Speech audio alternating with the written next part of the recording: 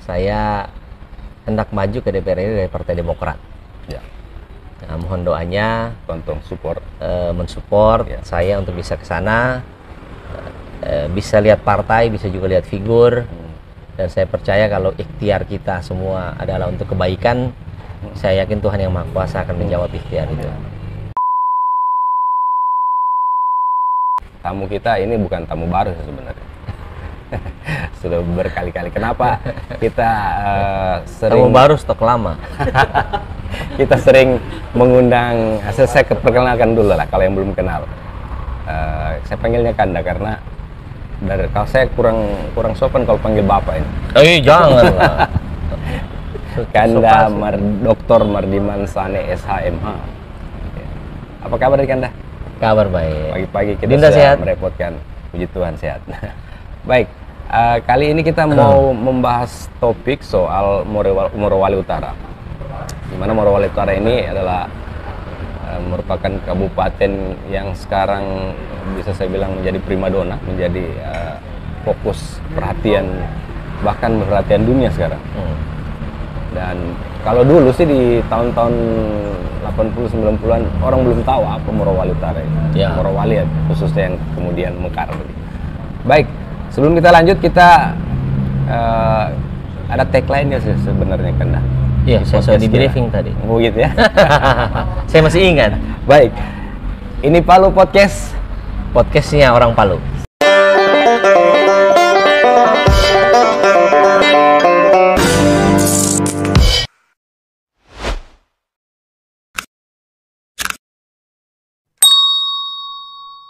Sebagai putra daerah asli Morowali Utara, dulunya Morowali kan. Anda melihat Morowali Utara itu di zaman dulu dengan sekarang itu seperti apa? Perbandingannya pasti jauh gitu. Ya. Apa yang menarik sekarang di Morowali Utara khususnya?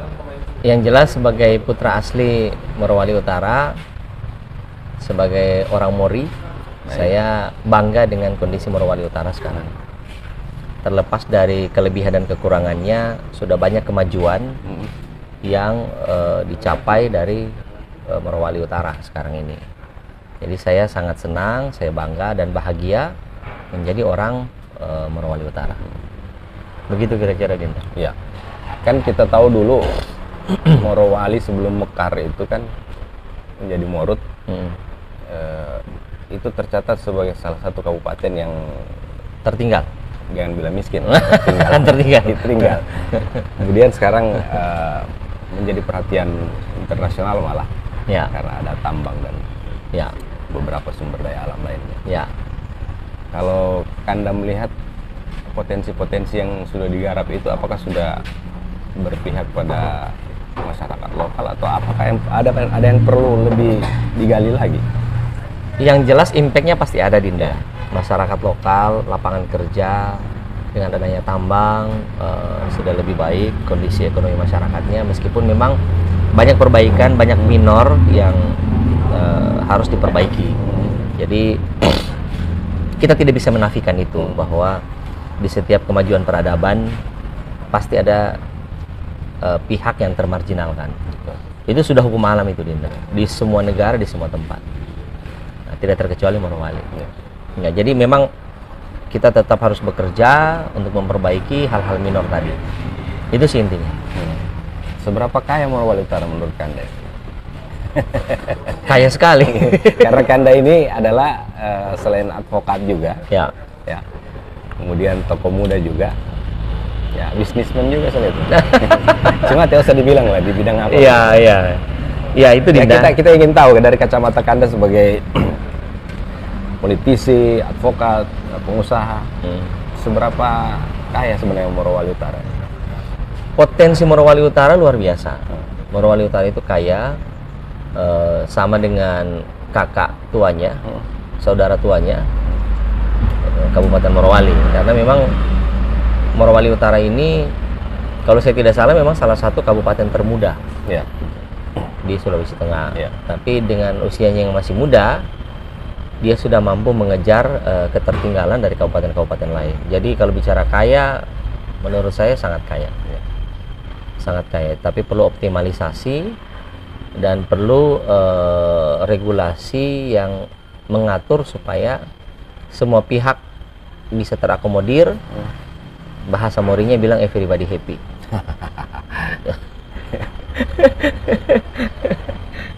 Oke. Ya. Jadi selain tambang, catatan Tambang, pariwisata. Di sana itu sawitnya masih ada kah? sawit masih Masih ada ada, karet. karet juga masih ada. Cuma itu tadi perlu penataan kembali supaya daerah otonomi ini benar-benar bisa mengoptimalisasi semua kekayaan. Dioptimalisasi ya, bukan dikapitalisasi. Baik. Saya melihat sekarang lebih banyak dikapitalisasi, Iya. Nah, bukan ini PR ini. dioptimalisasi. Ini PR ini. Baik. Kanda ini juga kan sudah warawiri. Ya. Sana kemari mobilnya apa, terus di medsos. Saya tadi searching di Google, begitu ketik Dr. Mardiman Sane SMA, itu keluar ada beberapa artikel begitu kan. Ya. Karena indikator sekarang untuk bisa men-searching mengetahui orang itu, dia ini seberapa penting orang itu, coba searching di Google. Ya. Katanya begitu. Ya.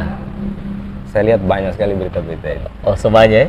Oh, lumayan. Alhamdulillah, puji Tuhan ya. Pasti timnya Kanda sudah apa mereview juga itu. Bekerja maksimal. Saya juga pantau di media sosial. Ya. Kanda sudah keliling di Toli-Toli, hampir semua kabupaten lah. Bukan hampir, semua Dinda. Semua. 13, satu kota, 12 kabupaten sudah saya kunjungi. Paling terakhir di kampung halaman, kemarin di Mori Atas ya. Mori Atas itu sudah kunjungan yang ketiga, Yang ketiga? untuk wilayah Morowali Utara. Itu. Gitu. Tentu orang bertanya-tanya ada apa, gitu kan? Nah, pasti pemirsa, saya harus buka-bukaan di sini. Ya. Ini Kanda Mardiman ini juga politisi yang terus berjuang. Dulu di Morowali Utara juga pernah maju Ya, menjadi calon bupati. Bupati. Terus ini ternyata mau maju menjadi anggota DPR RI. Amin, mohon doanya. Pemirsa, Levelnya lebih di atas ini. pemirsa ini Palu. Iya. Ini Palu dan ini Sulteng. Jadi karena saya mau bertanya agak sedikit Ya. fokus ini. Ya, Kanda kan kemarin di Morowali sempat maju, kemudian di Morowali Utara juga maju, tapi bahasa kasarnya gagal begitu. Ini mau maju lagi, tidak tobat itu Kanda? tidak. Apa yang menjadi motivasi Kanda bahwa saya harus tetap berjuang di jalan ini politik? Politik bagi saya jalan untuk mengabdi. Jadi semua ya, Dinda juga sebagai wartawan, sebagai advokat, sebagai dokter, sebagai apa saja, itu adalah pilihan hidup dan kita bisa mengabdikan hidup kita dengan profesi kita. Nah, banyak orang menyalahartikan politik. Padahal politik itu jika dikelola dan dilihat dari sudut pandang yang positif, politik itu sebenarnya adalah salah satu jalan untuk mengabdi kepada masyarakat. Jadi pandanglah politik itu sebagai jalan pengabdian dan cara kita untuk berbuat. Karena kalau kita di luar pagar, saya ini juga mantan aktivis Dinda. Ya. Kalau kita cuma di luar pagar teriak-teriak, pasti tidak akan membuat perubahan. Ada perubahannya, tapi itu harus sebuah effort yang luar biasa dan kadang-kadang juga tidak signifikan. Kita tiap hari demo dari pagi sampai malam, bakar ban segala macam. Belum tentu juga suara kita didengar. Ya. Harus masuk di dalam. Harus masuk ke dalam sistem. Dan bagaimana caranya masuk ke dalam sistem? Ya lewat jalur politik. Baik. Makanya saya memilih jalur politik sebagai salah satu cara saya mengabdi. Di samping profesi saya sebagai advokat. Gitu. Ini menarik sih sebenarnya Kanda. Ya. Kanda harus memilih jalur politik yang langsung di level paling atas DPR RI begitu. Ya. Kenapa tidak mulai dari daerah dulu, daerah kelahiran, misalnya DPR kabupaten atau DPR kota atau provinsi? Ada target kan misalnya, sehingga Kanda harus lebih mengambil di posisi high begitu, high politik lah saya bisa bilang begitu. Oke. Apakah itu juga berkaitan dengan nanti perjuangan Kanda untuk Morowali Utara nanti? Karena banyak persoalan yang tadi ada saya mengcopy kapitalis itu. Apakah Ya. itu juga nanti bagian untuk Kanda mau mendobrak itu? Ya, jadi begini. Kesuksesan itu datang dengan dua syarat. Ya. Yang pertama siap, dan kemudian ada kesempatan. Kita siap tapi tidak ada kesempatan, tidak bisa juga Dinda. Baik. Ada kesempatan, kita tidak siap juga tentu tidak bisa. Harus siap dan harus ada kesempatan. Nah, kenapa sampai saya memilih ke DPR RI? Karena saya sudah siap dan saya punya kesempatan ke sana. Baik. Kenapa tidak DPRD 2 dan DPRD 1 misalnya? Ya hari ini, pada saat ini kesempatan saya justru ke DPR RI. Ya. Dan ini menarik karena hampir segala regulasi yang berkaitan dengan pertambangan, ya saya katakanlah bukan hampir, semua Undang-Undang Pertambangan Nomor 3 Tahun 2020 itu sudah tersentralisir, kembali kewenangan ke pusat. Betul. Nah, karena ini sudah kembali ke pusat, maka menurut saya lebih bagus kalau saya langsung ke sana. Harus di intinya. Harus langsung ke, kata Pak Tukul waktu itu, to the point, langsung ke pusatnya. Gitu. Betul. Jadi itu motivasi Anda ya. Ya. Harus berada di pusat, di mana tempat istilahnya produsennya begitu ya. Ya. Dari situ saya harus menggebrak dari situ supaya Langsung di dapurnya nih. pengolahannya seperti itu. Iya. Oke. Kemudian Anda dari DPR RI disebutkan saja kan. Ini kita tidak apa-apa ini. Jalan tahun politik semua harus buka. Cocok. Dari partai apa gitu kan? Rekan-rekan yang menonton ini Palu, saya hendak maju ke DPR RI dari Partai Demokrat. Ya. Nah, mohon doanya, Tonton support, mensupport saya untuk bisa ke sana, bisa lihat partai, bisa juga lihat figur, dan saya percaya kalau ikhtiar kita semua adalah untuk kebaikan, saya yakin Tuhan Yang Maha Kuasa akan menjawab ikhtiar itu. Amin. Nah, satu lagi kan, ini juga supaya jadi meyakinkan publik khususnya di Sulawesi Tengah. Ya. Biasanya kan politisi itu selalu identik dengan janji, kemudian apa orang bilang harus ada janji lah begitu. Apa janji dan komitmen Anda ketika terpilih nanti untuk khususnya untuk kita di Sulawesi Tengah yang mau diperjuangkan begitu? Ya memang harus ada janji sih Dinda, karena politisi kalau tidak berjanji seperti sayur tanpa garam. Ya, itulah. Meskipun kadang-kadang janji politisi itu ada cerita lucunya ya. Seperti ada seorang suami tertangkap istrinya selingkuh sudah yang ketiga kali. Ya.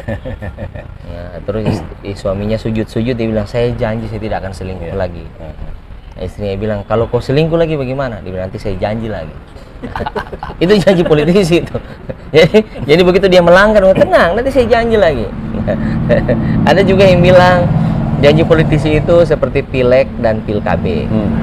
Kalau pilkab kalau lupa jadi, kalau pileg atau pilkada kalau jadi lupa. Jadi memang di kesempatan ini memang saya mau tidak mau harus berjanji, karena itu kan program sama itu kan visi. Nah, pemimpin tanpa visi itu kata Eisenhower, salah seorang jenderal Inggris yang terkenal.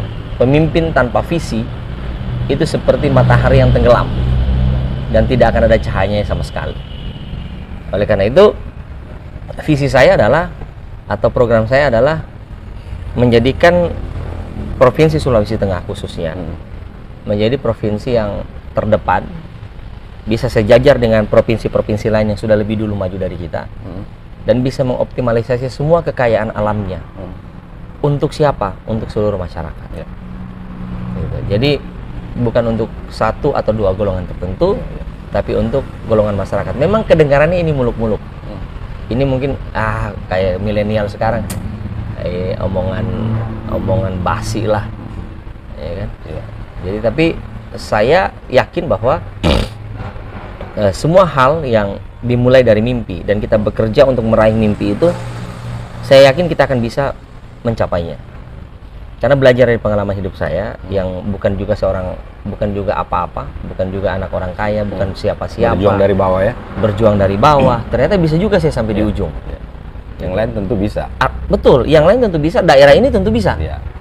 Jadi kalau bilang mimpi bullshit, Sulawesi Tengah bisa sejajar dengan ya katakanlah misalnya Sulawesi Selatan atau provinsi-provinsi lain di Jawa, berarti orang itu tidak mengerti dan tidak paham mengenai mimpi. Bahwa mimpi itu bisa diwujudkan sepanjang kau bekerja keras dengan doa dan usaha mewujudkannya. Itu Din. Filosofis sekali ya, filosofis. Sudah cocok memang ini. Politisi itu harus namanya juga fungsi parlemen itu kan. Harus Dinda, karena itu kan parlemen, parle, berarti kata parle bicara. Jadi memang harus berani bicara dan berani bermimpi untuk mewujudkan hal yang menjadi visinya.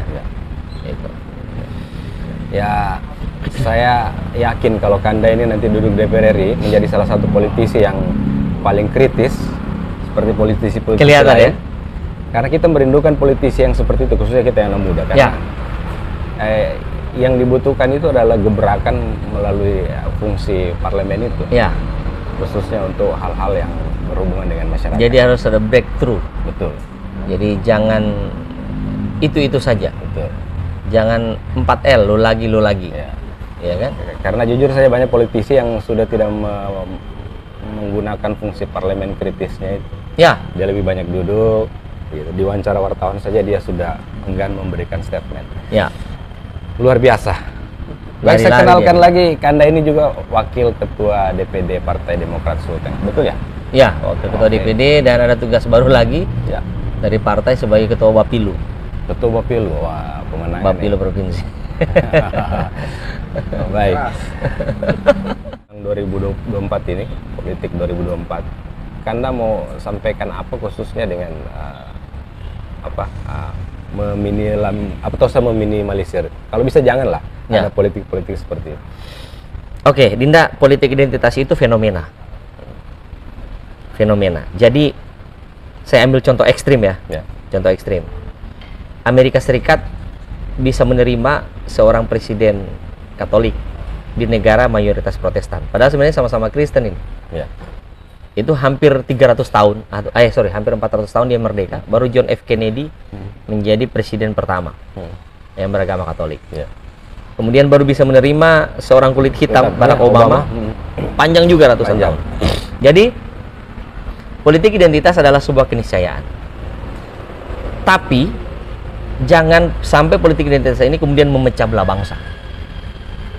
Karena kita sudah sepakat bahwa negara kesatuan Republik Indonesia ini didirikan dari keberagaman. Makanya Dinda, kalau diperhatikan kan kita selalu bilang bangsa dan negara. Kita tidak pernah bilang negara dan bangsa. Bangsa dan negara. Karena kenapa? Bangsanya dulu ada. Bangsa Kaili, bangsa Mori, bangsa Poso, itu bangsa, suku. Ya kan? Kemudian suku-suku ini membentuk Sumpah Pemuda, bikin Sumpah Pemuda menjadi dasar kita untuk membentuk NKRI. Nah, orang-orang yang menggunakan politik identitas sebagai kuda tunggangan, menurut saya mereka adalah orang-orang pengecut yang berlindung di balik identitas itu, berlindung di balik fanatisme itu. Mereka bukan orang-orang yang cerdas, yang memang berani adu program. Politisi seperti itu, saya bilang di podcast ini Palu ini adalah politisi ayam sayur. Nah, makanya saya yakin penonton podcast ini Palu ini kebanyakan milenial. Adik-adikku sekalian, saudara-saudaraku, pakai ini. Kita punya generasi-generasi yang lalu-lalu ini, ya, dorang tidak banyak yang tidak pakai ini. Banyak yang pakai emosional, ya kan. Tapi kita adalah orang-orang yang semua sudah serba terbuka. Semua informasi Dinda tadi bilang tinggal cari di Google. Mau track kapasitas dan kapabilitas orang gampang sekali. Kita ini memilih pemimpin. Kita ini memilih pemimpin. Kita tidak memilih pendeta, kita tidak memilih imam. Ya kan? Kita tidak memilih pedanda kalau orang Hindu bilang. Kita memilih pemimpin yang bisa membawa kemajuan. Ya kan? Seperti kata Gus Dur, orang tidak akan tanya agamamu kalau kau bisa membawa kebaikan. Nah, itu kata Gus Dur tuh. Oleh karena itu, kaum milenial sebagai pemilih mayoritas tahun 2024 nanti, ya kan? Harus betul-betul memilih berdasarkan track record. Bukan berdasarkan identitasnya. Bukan berdasarkan dia siapa. Tapi dia bisa apa. Ini penting Dinda. Ini dia siapa ini sudah tidak penting ini. Dia siapa ini tidak penting. Kalau kita bicara dia siapa, Jokowi juga tidak bisa jadi presiden. Dia siapa? Anak Soekarno bukan, anak Soeharto bukan, kan begitu. Tapi karena orang sudah mulai terbuka pandangannya bahwa dia bisa apa, Sehingga orang-orang seperti Jokowi yang kemudian bisa memimpin negara ini, orang-orang yang hebat-hebat seperti Rusdi Mastura, gubernur kita, yang dia sering bilang saya ini S3, SD, SMP, SMA, ya toh, tapi bisa jadi gubernur. Karena orang sudah tidak peduli lagi dia siapa, tapi orang sudah mulai dia bisa apa. Nah, milenial tahun 2024 penentu masa depan. Penentu masa depan. Karena saya baca di statistik Dinda, kalau saya tidak salah, betul berarti. Kalau saya tidak salah nanti pemilih itu 52% milenial tuh. Jadi jangan apatis ya. Jangan orang bilang tidak mau memilih lah, apa tidak mau lihat track record orang lah. Adik-adikku sudah jangan, harus kritis. Karena apa? Kita suka atau tidak, hidup kita tergantung pada politik. Dari orang lahir sampai orang meninggal, politik yang urus. Dari dia lahir dia sudah tunduk pada undang-undang kependudukan untuk dia punya akte kelahiran. Sampai dia meninggal juga ada juga undang-undang yang atur. Iya kan? Sampai perda lagi tentang pemakaman. Itu kan diatur perda itu. Kalau tidak ada pemakaman, tidak ada perda, tidak ada tempat pemakaman, mau ditanam di mana dia? Mau dibuang di Talise? Kan tidak mungkin toh. Jadi karena semua bidang kita ini diliputi oleh politik, maka cerdaslah dalam berpolitik. Itu Dinda. Oh, panjang lagi. Luar biasa. Baik Anda. Saya baru kali ini podcast dengan beliau serius. Kalau sebelumnya kita lebih santai, tapi ini karena masalah yang dibahas adalah persoalan serius, menyangkut soal kampung halaman juga, orang banyak, kemudian bangsa dan negara ini. Dan lagi viral juga. Lagi viral. Baik, kita berharap apa yang terjadi di Morut dan di negara ini bisa segera teratasi dengan baik. Amin. Agar semua bisa berjalan, khususnya roda ekonomi. Ketika ekonomi berjalan, masyarakat sejahtera, apa-apa bisa berjalan semuanya. Amin.